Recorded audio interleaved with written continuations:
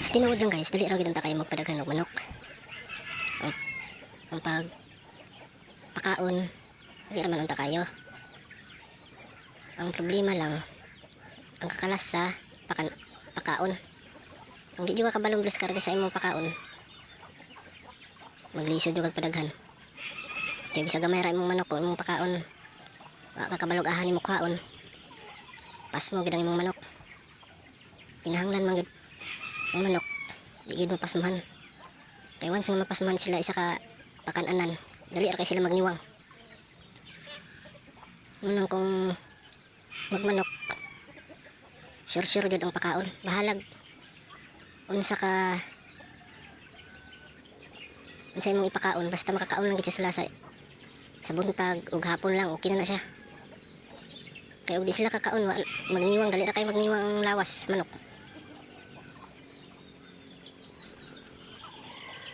Unya di na sila ganahan mangitlog.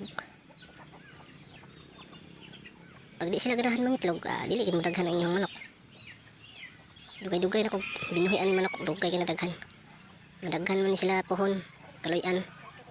Basta agwanta lang yun, di kita mawad ang pag-asa kung gusto nimo magdaghan imong manok. Kaya ang uban man gud magmanok, makita og pwede ihawon na, wala na mag-ihaw dayon. Tapos okay kay lang paminaw, kaya kay na sila manok. Sige na ihaw, aron pansudan. Wala sila gahuna-huna. Nga ang manok kung madaghan, sobra pa sa sudan ng manok nimo. O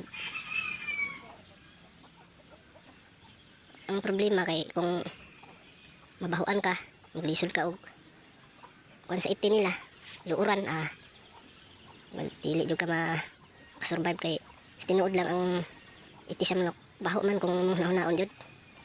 Pero og kadugayan masanay ka, dili na ka mabahuan man.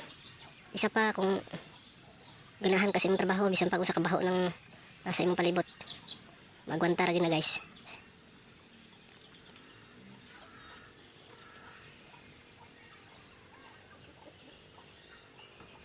Lami kayo sa imong pananaw nga magdaghan ng imong manok.